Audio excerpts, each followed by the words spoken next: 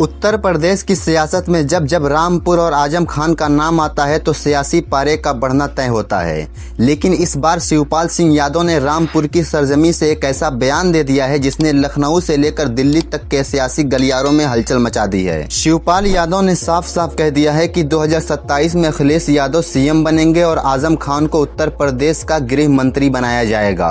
अब सवाल ये उठता है कि क्या यह सिर्फ कार्यकर्ताओं का जोश ठंडा करने के लिए दिया गया बयान है या फिर इसके पीछे 2027 के विधानसभा चुनाव के लिए समाजवादी पार्टी की कोई बहुत बड़ी क्रिटिकल रणनीति छिपी है। आज के इस वीडियो में हम इस पूरे मामले को बिल्कुल आसानी से समझेंगे। पहले समझिए कि मामला शुरू कहां से हुआ। हाल ही में शिवपाल सिंह यादव रामपुर दौरे पर थे। यहां पर उन्होंने कार्यकर्ताओं को संबोधित किया। जब शिवपाल यादव 2027 में अखिलेश यादव को मुख्यमंत्री बनाने की बात कर रहे थे तभी भीड़ से एक मुस्लिम कार्यकर्ता ने आवाज लगाई, शिवपाल जी, आजम भाई को रक्षा मंत्री बनाना है। इस पर शिवपाल यादव ने मुस्कुराते हुए तुरंत जवाब दिया, रक्षा मंत्री तो केंद्र बनाता है, हम पहले उन्हें उत्तर प्रदेश का गृह मंत्री बनाएंगे। बात यही नहीं रुकी। शिवपाल यादव ने खुले मंच से ये भी आरोप लगाया कि वर्तमान सरकार में आजम खान और उनके परिवार के साथ बेइंतहा जुल्म और अत्याचार हो रहा है और अगर 2027 में सपा की सरकार बनती है तो उन तमाम अधिकारियों और साजिशकर्ताओं का हिसाब किया जाएगा जिन्होंने आजम खान के खिलाफ झूठे मुकदमे दर्ज करवाए। अब आते हैं सबसे अहम सवाल पर, शिवपाल यादव ने यह बयान अभी क्यों दिया।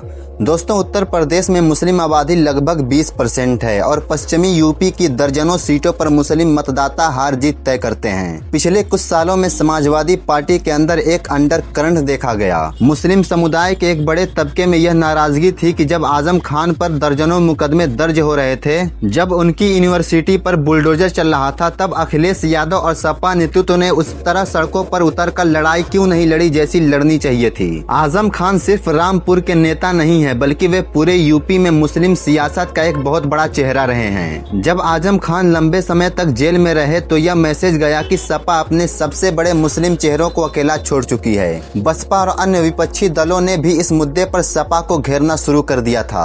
ऐसे में शिवपाल यादव का रामपुर जाकर आजम खान को गृह मंत्री बनाने का ऐलान करना सीधे तौर पर मुस्लिम समाज के उस गुस्से को शांत करने की एक सोची समझी कोशिश है। सपा यह संदेश देना चाहती है कि आजम खान आज भी पार्टी के लिए दिल में हैं और उन्हें उनका वही पुराना रसूख वापस दिया जाएगा। लेकिन क्या राजनीति, बयानबाजी और कानून की हकीकत एक हो सकती है? आइए इसे थोड़ा प्रैक्टिकली समझते हैं। कानूनी तौर पर आजम खान पर इस वक्त 80 से ज्यादा मामले दर्ज हैं, जिनमें से कई मामलों में उन्हें सजा भी हो चुकी है, जिसकी वजह से उनकी और उनके बेटे अब्दुल्ला आजम की विधायकी भी रद्द हो चुकी है। जन प्रतिनिधित्व अधिनियम के तहत जब तक किसी नेता की सजा उच्च अदालत से स्टे या पूर्ण रोक नहीं लग जाती तब तक वो चुनाव नहीं लड़ सकते।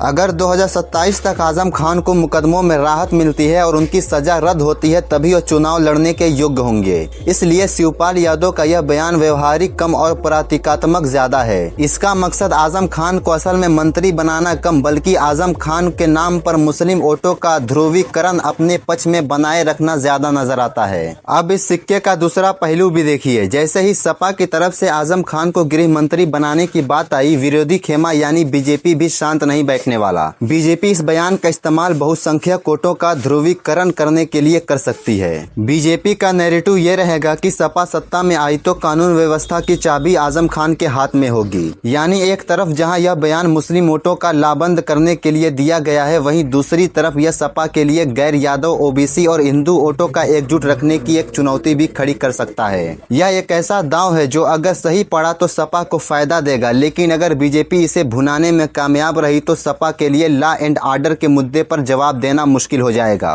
तो कुल मिलाकर बात यह है कि रामपुर की धरती से शिवपाल यादव ने जो तीर चलाया है उसका निशाना 2027 का विधानसभा चुनाव है। यह मुस्लिम समाज को यह भरोसा दिलाने की कोशिश है कि अखिलेश यादव की सपा में उनके सबसे बड़े नेता का सम्मान आज भी बरकरार है। अब देखना यह है कि 2027 आते आते आजम खान को अदालतों से कितनी राहत मिलती है और सपा का यह गृह मंत्री वाला कार्ड कितना कामयाब हो पाता है। आप इस मुद्दे पर क्या सोचते हैं? क्या शिवपाल यादव के इस बयान से मुस्लिम समुदाय का भरोसा सपा पर और मजबूत होगा या फिर आजम खान के मुद्दे पर सपा को और सख्त स्टैंड लेना चाहिए था? अपनी राय नीचे कमेंट में जरूर शेयर करें। अगर वीडियो का एनालिसिस पसंद आया तो इसे लाइक करें, अपने दोस्तों के साथ शेयर करें और चैनल को सब्सक्राइब करें। जय हिंद, धन्यवाद।